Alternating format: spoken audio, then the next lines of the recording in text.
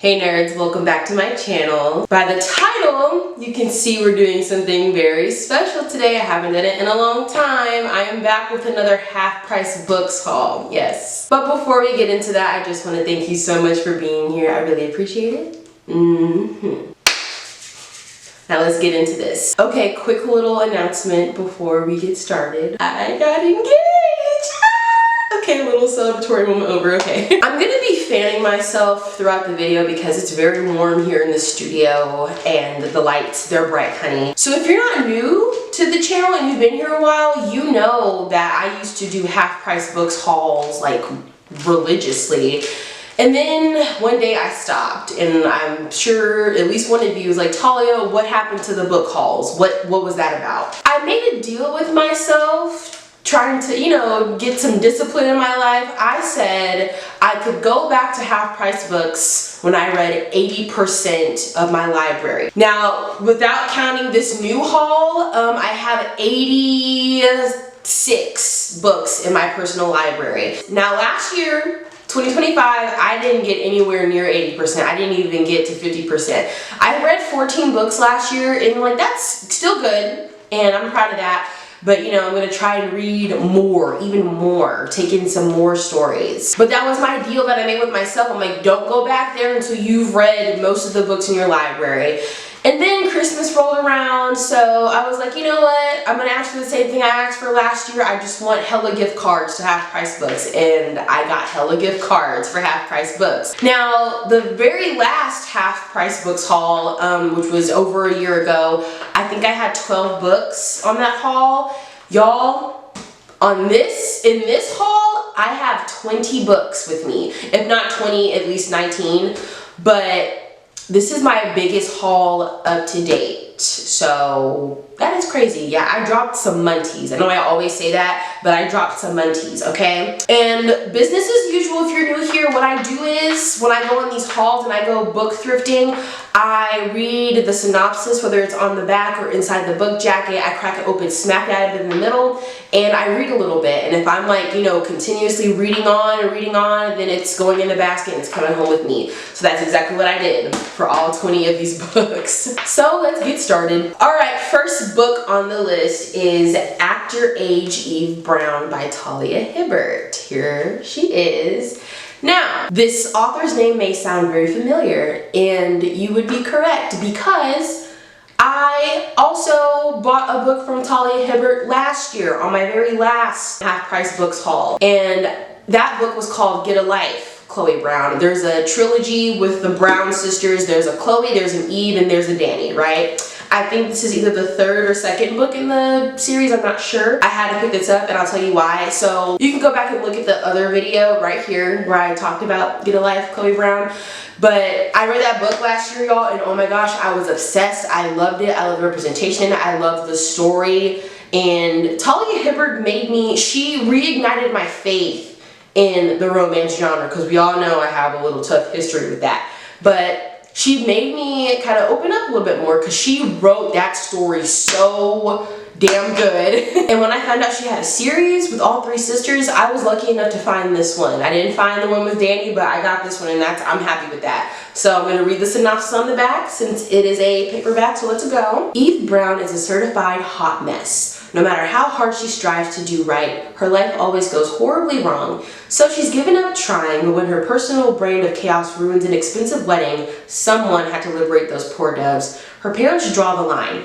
It's time for Eve to grow up and prove herself, even though she's not entirely sure how. Jacob Wayne is in control, always. The bed and breakfast owner is on a mission to dominate the hospitality industry, and he expects nothing less than perfection. So when a purple-haired tornado of a woman turns up out of the blue to interview for his open chef position, he tells her the brutal truth. Not a chance in hell. Then she hits him with her car, supposedly by accident. Yeah, right. Now his arm is broken, his B&B is understaffed, and the dangerously unpredictable Eve is fluttering around trying to help. Before long, she's infiltrated his work, his kitchen, and his spare bedroom. Jacob hates everything about it, or rather, he should. Sunny, chaotic Eve is his natural-born nemesis, but the longer these two enemies spend in close quarters, the more their animosity turns into something else. Like Eve, the heat between them is impossible to ignore, and it's melting Jacob's frosty exterior. Now, just like Get a Life, Chloe Brown, this isn't enemies to lovers. And I really do like the way that Talia Hibbert wrote the enemies to lovers trope, but it wasn't toxic. I can't wait to dive into this one. I'm super excited for this, so yeah. Okay, book number 2, we have Bloodguard by Ceci Robson. Look how beautiful this is. This is so like elegant and sleek. Look at the back, right? And then look at the pages. Oh, look at that. And guess what? It's a hardcover. Surprisingly enough, my fiance picked this one out. He went with me to Half Price Books because I was gonna need help carrying all 3 bags worth of books out. But like me, he is a huge geek. He loves Greek mythology. He loves fantasy. He is a fan of either The Hobbit or Lord of the Rings, which one ever. He loves all that stuff, right? And so when he saw this and he saw this Spartan on the inside, he was like, oh, look at this one. I'm like, okay, let me see it. I cracked it open in the middle, and surprisingly enough, this looks pretty good. Now, fantasy is not my team. I could never get into fantasy because it's so much lore to learn, and usually the books are like this thick, right? So fantasy was not my team, and it couldn't hold my attention long enough. But this just might be like the book that breaks me in for real, for real. So let's open up this hardcover and read this book jacket, honey. 100 years, tens of thousands of gladiators, and today only one will rise. Everything in the kingdom of Arrow is a lie. Leith of Grey thought coming to this new land and volunteering to fight in the gladiator arena, vicious, bloodthirsty tournament where only the strongest survive, would earn him enough gold to save his dying sister. He thought there was nothing left to lose. He was wrong, and they took everything. His hope, his freedom, his very humanity. All Leith has left is his battle-scarred body, fueled by rage and hardened from years of fighting for the right to live another day. Then Leith meets Maeve, an elven royal who is everything he despises, everything he should hate, until the alluring princess offers him the one thing he needs most, a chance to win the coveted title of Bloodguard and his freedom. But in a kingdom built on secrets and lies, hope doesn't come cheap, nor will his ultimate revenge. This sounds so action-filled, and there might be a little romance in it, so I approve, yes. I can't wait to dig into this because I'm trying to expand more. I think this will be a good solution for me. So yeah, Bloodguard. Over here you go. So book number 3, we have Plague of the Dead, The Morning Star Strain by Z.A. Rex. Look at this sickening ass book cover. It looks like an early 2000s rock band album cover. You see it, it don't matter, because I do. Alright, let's read the synopsis. The end begins with an unprecedented viral outbreak. Morning Star. The infected are subject to delirium, fever, violent behavior, and a 100% mortality rate. But the end is only the beginning. The victims return from death to walk the earth. When a massive military operation fails to contain the plague of the living dead, it escalates into a worldwide pandemic. Now, a single law of nature dominates the global landscape. Live or die, kill or be killed. On one side of the world, thousands of miles from home, a battle-hardened general surveys the remnants of his command. A young medic, a veteran photographer, a brash private, and dozens of refugees, all are his responsibility. While in the United States, an army colonel discovers the darker side of Morning Star and collaborates with a well-known journalist to leak the information to the public. Ellipses. This kind of sounds like 28 Days Later, like the first part, you know? It sounds like The Infected or whatever they're called. But yeah, this is like sci-fi, I think, horror sci-fi, and I'm excited to read this. So yeah, Plague of the Dead. Here you go, over here. All right, book number 4, we have Gothic Fantasies African Ghost Short Stories. Look how beautiful this is. Look at the artistry, guys. The introduction is by Davine Naba, and the foreword is by Nuzo Ono. Hopefully I didn't butcher that. This is just a book full of African ghost short stories. That's it. That's it. I see these in Half Price Books all the time. They have like different ghost stories from different cultures, and I think it's really cool. Hopefully I get to, you know, go back and get some more. But this piqued my interest because coming from a family who is of African descent on both sides, you know, having ties with the spiritual and paranormal, I was like, oh, this is right up my little alley. Y'all, I read a couple of these stories in the aisle. Tingles down my spine. It don't take much for me. Yeah, but I can't wait to get around to this. This looks like a good time. African ghost short stories. Alright, book number 5, we have returning author, another one. So this is Play Nice by Rachel Harrison. Look how cute this book cover is. I don't know if it's the colors or like the graphic on it. This is very Rachel Harrison.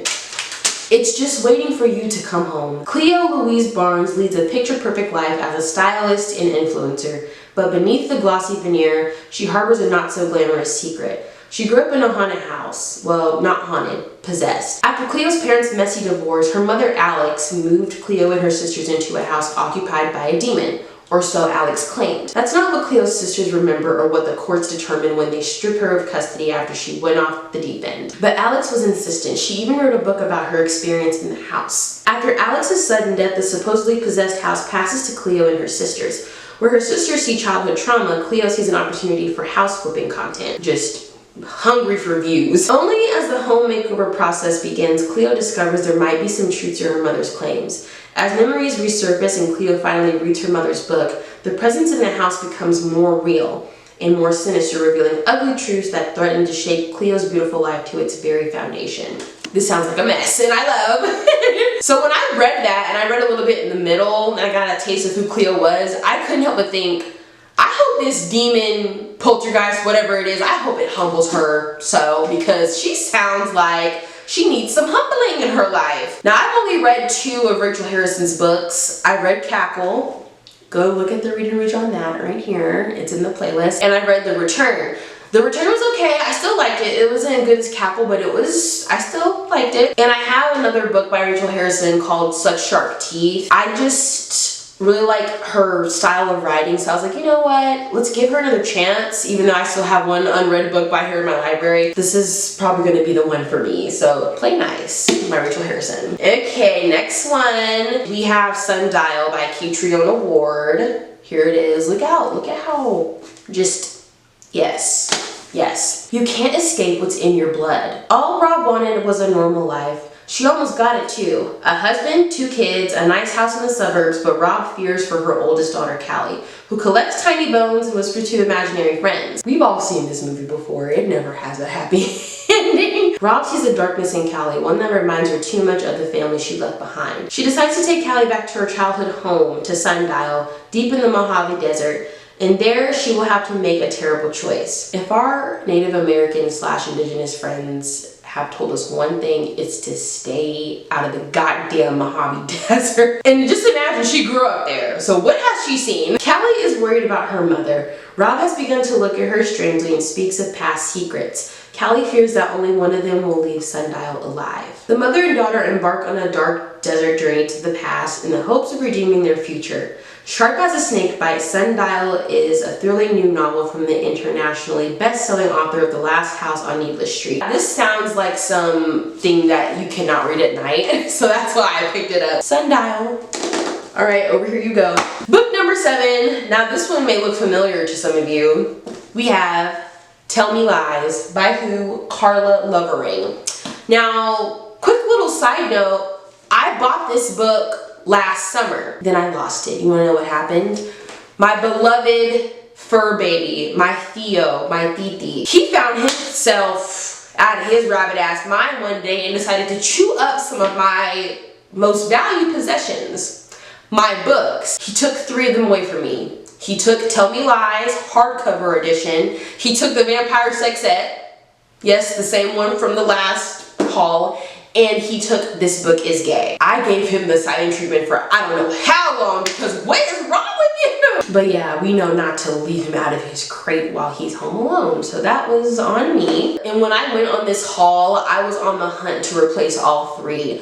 But unfortunately, I couldn't find the Vampire Sextet and This Book Is Gay, but I was able to find Tell Me Lies. So 1 out of the 3 were able to be replaced. And I'm still gonna find the replacements for the other 2 as well. But yeah, I have no knowledge of this book or the series. I heard good things. I heard, you know, mixed reviews. This is like some YA brain rot or something. I don't know. I could be wrong, but let's read the back of this. Everyone remembers the one. No, not that one, the other one, the wrong one, the one you couldn't let go of, the one you'll never forget. Lucy Albright is eager for a fresh start when she arrives at her small California college and immediately embraces all that college life has to offer. New friends, wild parties, stimulating classes. And then she meets Stephen DeMarco.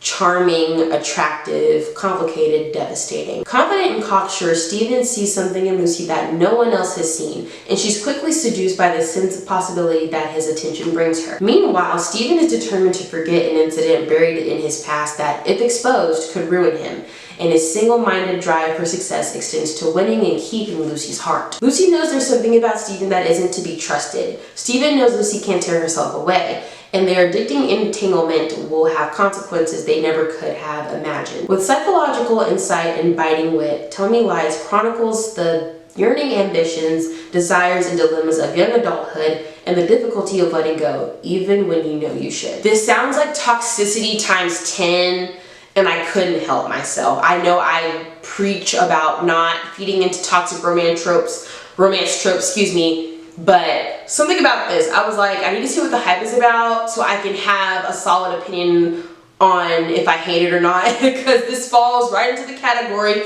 of romance books that I do not like, with all those toxic ass tropes. But I'm gonna read it whenever that is, and then I'm gonna judge it, because that's the fair way to do it. So, Tell Me Lies. Ooh, this next one. I'm excited about this next one. All right.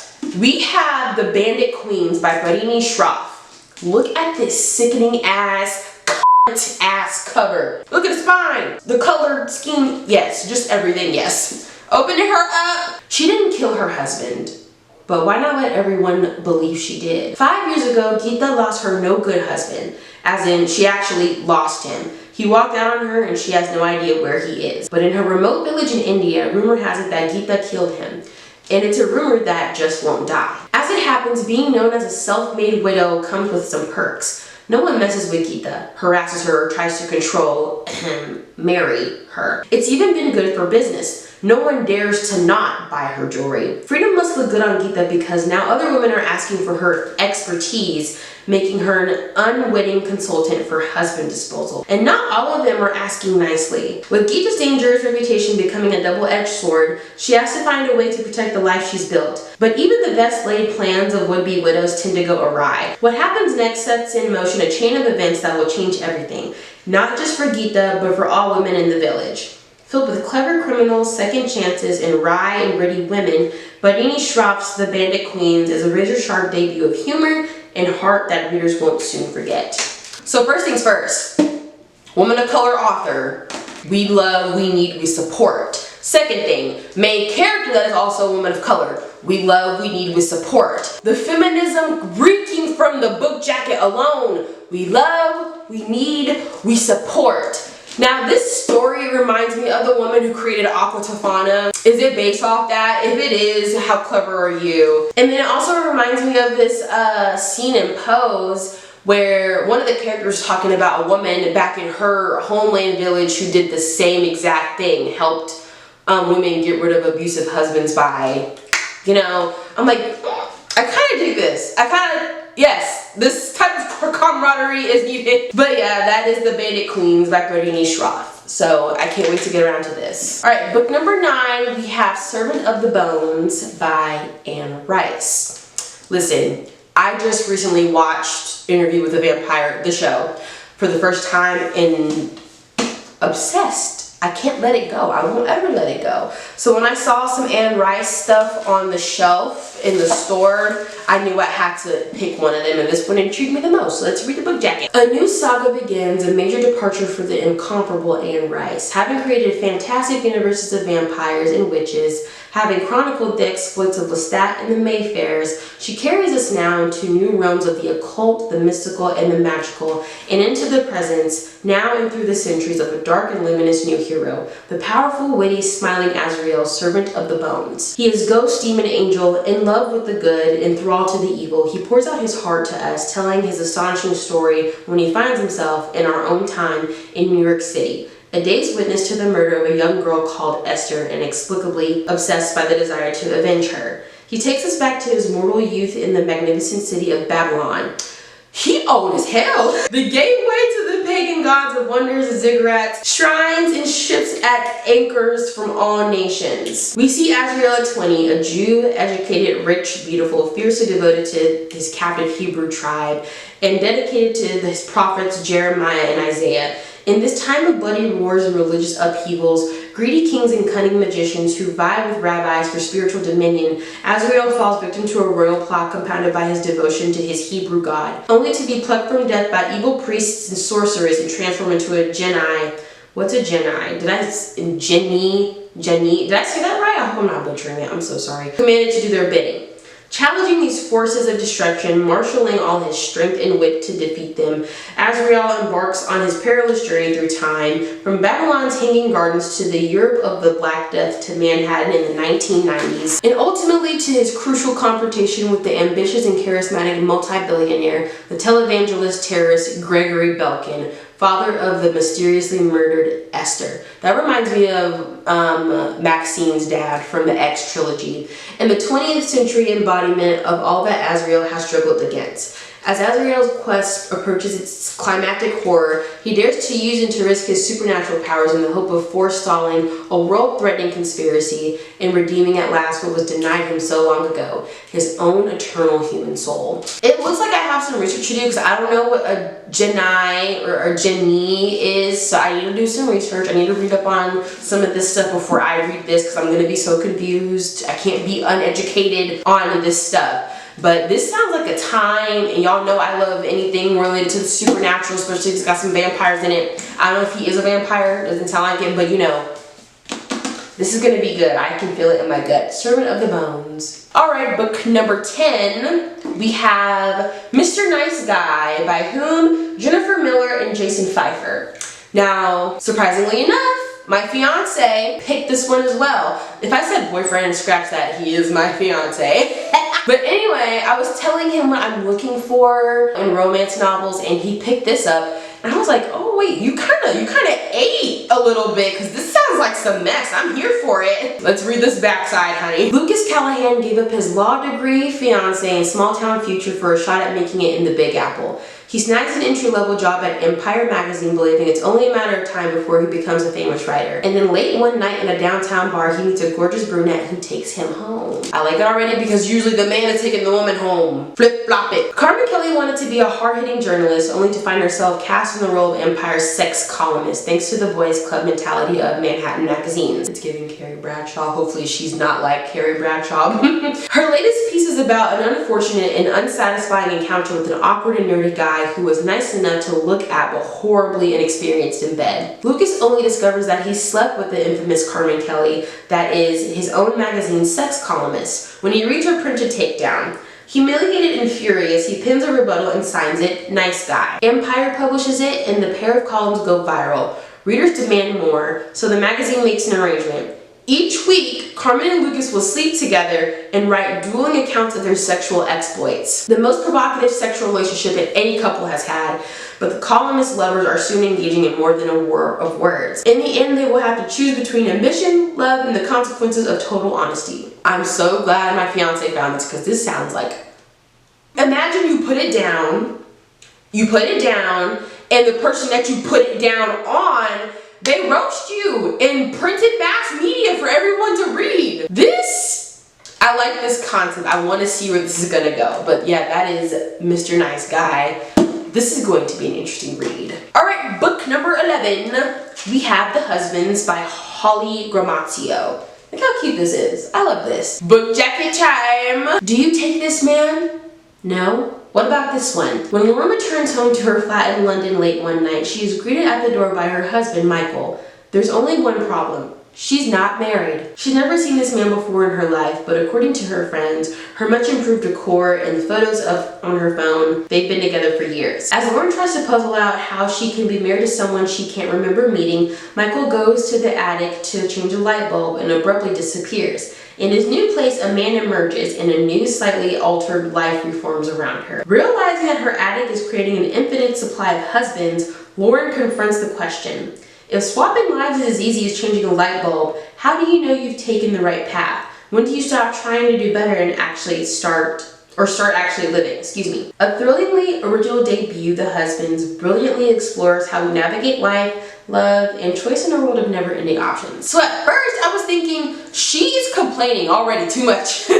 You have multiple husbands at your disposal. Use it to your advantage. But you know what? I had a crazy thought. What if she's trapped in hell with all of these people she's dated in her past life, but she doesn't remember them, so they cycle through? That's a crazy ass concept. I don't know what's wrong with my brain, but it just came to me like, what if that's what's happening? What if that's the twist? Can you imagine? Oh my god. But The Husbands by Holly Gramazio. Almost butchered again. All right, book number 12. We have another repeat author in our midst. So this is Certain Girls by Jennifer Weiner. I read one of her books last year called Mrs. Everything. There's a Reader Rouge. Go watch it. It's very good. Very good.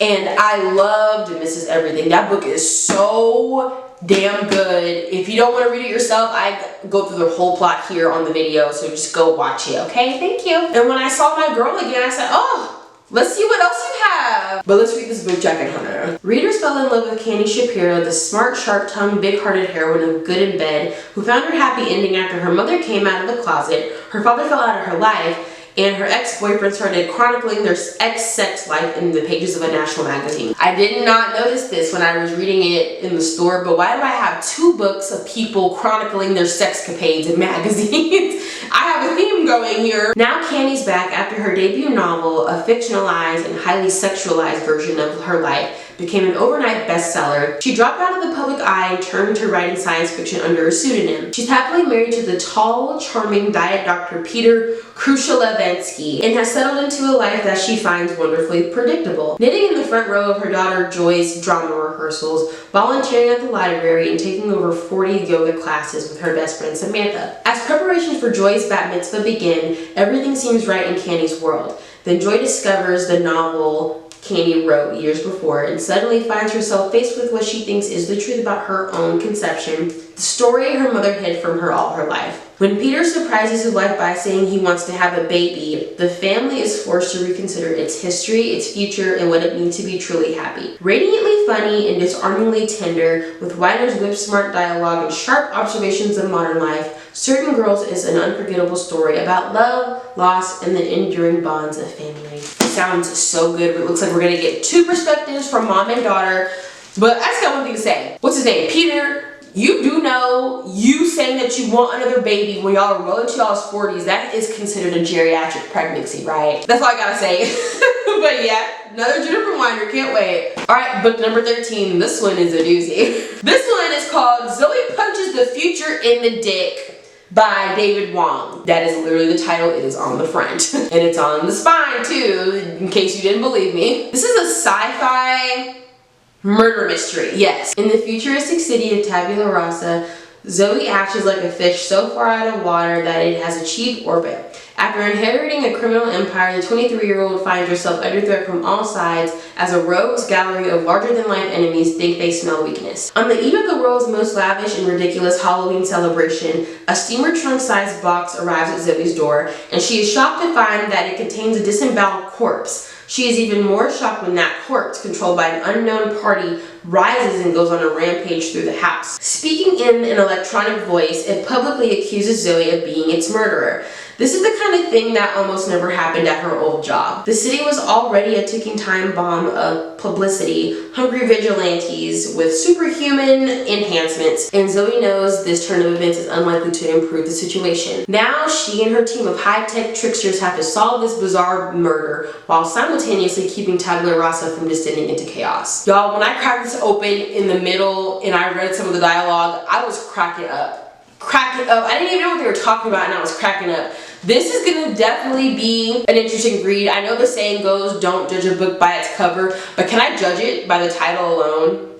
She does what to the future? She punches it where? But yeah. Alright, book number 14. This is a murder mystery called A Talent for Murder by Peter Swanson. Book jacket time! time. Martha Ratliff conceded long ago that she'd likely spend her life alone. She was fine with it, happy with her solo existence, stimulated by her work as a librarian in Maine. But then she met Alan, a charming and sweet-natured salesman whose job took him on the road for half the year. When he asked her to marry him, she said yes, even though he still felt a little bit like a stranger. A year in and the marriage was good, except for that strange blood streak on the back of one of his shirts he'd worn to a conference in Denver. Her curiosity turning to suspicion, Martha investigates the cities Alan visited over the past years and uncovers a disturbing pattern. 5 unsolved cases of murdered women. Is she married to a serial killer, or could it merely be a coincidence? Unsure what to think, Martha contacts an old friend from graduate school for advice. Lily Kintner once helped Martha out of a jam with an abusive boyfriend and may have some insight.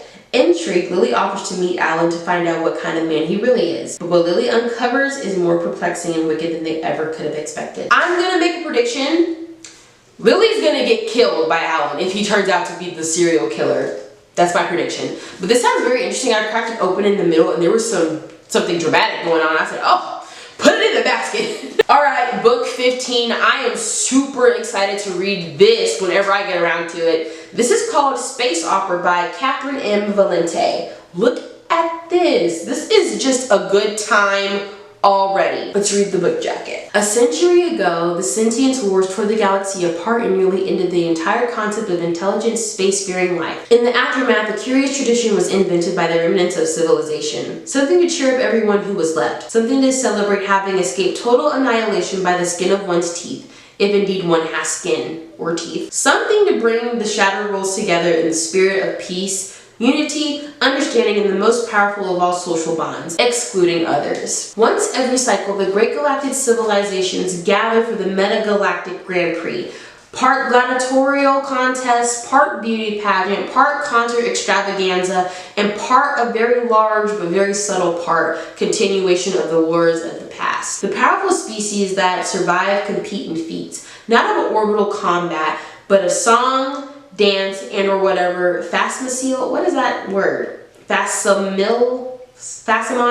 Oh, these can be performed by various creatures who may or may not possess, in the traditional sense, feet, mouths, larynxes, or faces. And if a new species should wish to be counted among the high and the mighty, if a new planet has produced some savage group of animals, machines, or algae that claim to be against all odds sentient, well, then they will have to compete. If a species fails, they will be quickly exterminated by the powers that be so as to avoid another costly and annoying sentience war. It's a mercy, really. One must always think of the greater good after all. This year, a bizarre, unsightly species has looked up from its muddy, planet-bound cradle and noticed the enormous universe blaring around it. Humanity. Were they expected to one day reach out into space and discover a grand drama of diplomacy, gunships, wormholes, and stoic councils of grave aliens? They have found glitter and lipstick and pyrotechnics and electric guitars. Decibel Jones and the Absolute Zeros, a somewhat dubious mid-thousands Britpop sensation fallen on hard times and harder luck, have been chosen to represent their planet on the greatest stage in the galaxy. And the fate of Earth lies in their ability to rock. This sounds like a hella good movie if it hasn't already been adapted as such.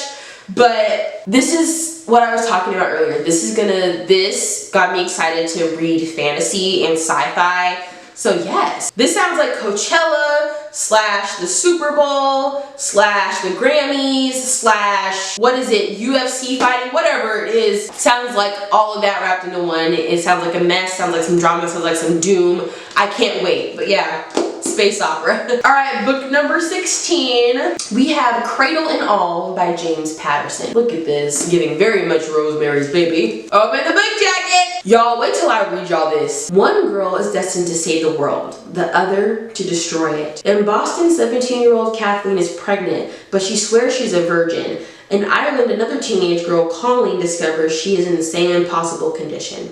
Cities all around the world are suddenly overwhelmed by epidemics, droughts, famines, floods, and worse. Something awful is coming. As terrifying forces of light and dark begin to gather, Kathleen and Colleen find themselves at the center of the final battle for the very soul of humanity. Each of the girls must convince a young detective that she is the true mother of God and that the other is carrying the devil. Which is the miracle and which is the monster? So you mean to tell me one girl is Virgin Mary reincarnated and the other one is carrying the Antichrist? Does this not sound like a time? I can't wait to get around to reading this. I split it open in the middle, and they were in the middle of an argument. I said, whoo, yeah. All right, book number 17. We have If We're Being Honest by Kat Shook. Do y'all remember when Shook was a thing? Oh my god. Let's read the synopsis. When Jerry, the beloved patriarch of the Williams family, dies suddenly, his grandchildren flock from across the country to the family home in Eulalia, Georgia. I'm so sorry. But when Jerry's best friend steps into the microphone to deliver his eulogy, the funeral turns out unlike anyone expected. The cousins, left reeling and confused, cope with their fresh grief and various private dramas. Delia, recently heartbroken, can't seem to stop talking about her ex. Her sister Alice, usually confident, flushes when she spots her high school sweetheart as she hides a secret that will change both of their lives. I feel like Alice got pregnant by this high school sweetheart and she kept it from him and didn't tell him that was his baby until now. I'm just theorizing, but let me get back to the book jacket. Outspoken, affable Grant is preening in the afterglow of his recent appearance on The Bachelorette and looking to reignite an old flame with the least available person in town. Meanwhile, his younger brother Red, unsure of himself and easily embarrassed, desperately searches for a place in the boisterous family. Clever and completely original, If We're Being Honest reminds you that while no one can break your heart like your family can, there's really no one better to put you back together. So it sounds like all siblings except for one are some home wreckers. And it's drama. You're coming back home to stir up the pot after your grandfather died. What's wrong with y'all? I can't wait to read this one. All right, book 18. This is called The Good Sister by Sally Hepworth. Look at her creeping in the window. I think this is a part of the series because me and my fiance saw other books by this author, and I think some of the stories are connected. So I got another one that is like in the same universe, but I'll get to that in a second. Two sisters, one truth. But which of them knows it? Fern Castle works in her local library. She has dinner with her twin sister Rose 3 nights a week, and she avoids crowds, bright lights, and loud noises as much as possible. Fern has a carefully structured life, and disrupting her routine can be dangerous. When Rose discovers that she cannot get pregnant, Fern sees her chance to pay her sister back for everything Rose has done for her. Fern can have the baby for Rose. She just needs to find a father. Simple. Fern's mission will shake the foundations of the life she has carefully built for herself and stir up dark secrets from the past in this quirky, rich, and shocking story of unexpected love. I think this is a mystery as well. They've got something going on with their past, and I feel like the reveal is going to be crazy, so I'm looking forward to reading this. The Good Sister. Alright, book number 19, we're almost done. And this is Life and Other Love Songs by Anissa Gray. This just looks like a beautiful jazz explosion all over the cover. Alright, let's open this book jacket, honey. A father's sudden disappearance exposes the private fears, dreams, and joys of a Black American family in the late decades of the 20th century. It's a warm October afternoon, and Osro Armstead walks out into the brilliant sunshine on his 37th birthday. At home, his wife Deborah and daughter Trinity prepare a surprise celebration. Down the street, his brother Tommy waves goodbye as Oz heads back to his office after a birthday lunch. But Oz won't make it to the party or even to his briefcase at his desk. He's about to disappear. And his disappearance will send shockwaves through his family. Deborah, a gifted singer once just a hit away from Motown stardom, is devastated, especially as she discovers how little she knew of her husband. Trinity, a writer, refuses to accept that her doting father is truly gone. She believes he'll return at any moment. But it is Oz's beloved brother himself, still burdened by secrets from their shared past, who may hold the key to understanding what happened to Oz. Told in interlocking narratives, moving backward and forward in time, Life and Other Love Songs is a gripping story about history and how it can haunt us, husbands and wives, fathers and daughters, and the closest of brothers. It's about the vagaries of life and the ways in which through it all love endures. This sounds a little bit like what happened in Lovecraft Country between George, Hippolyta, Dee, and what was George's brother's name? The gay one. It sounds like that a little bit, but you know, I can't wait to get around to this. This is gonna be good. I know it is. Alright, last book on the list. I know, I've been here for a while. So this is the other Sally Hepworth book I was talking about. It's called The Younger Wife, and it's a part of a series. I don't think The Good Sister is in that series. I think it is. Anyway, let's read the book jacket. The husband, a heart surgeon at the top of his field, Stephen Aston, is getting married again, but first he must divorce his current wife, even though she can no longer speak for herself. The daughters. Tully and Rachel Aston look upon their father's fiancée, Heather, as nothing but an interloper. Heather is younger than the both of them. Clearly she's after the father's money. Mess already, and we haven't even read the book yet. The former wife. With their mother in a precarious position, Tully and Rachel are determined to get to the truth about their family's secrets, the new wife closing in, and who their father really is. The younger wife. Heather has secrets of her own. Will getting to the truth unleash the most dangerous impulses in all of them? That one's gonna be a good time, I can tell. But yeah, the younger wife. Alright, so that is all of my books. I'm not even gonna try to hold up the stacks like I usually do because I don't know if I can hold 20 books on my own, and most of them are hardcover, so just imagine how long that that stack is. So that concludes our video for today. If you enjoyed it, please leave a like. And if you made it to the end of this video, comment a slice of pizza. I don't know, something random. And subscribe if you want to. I'll see y'all on the next go around. Okay, bye.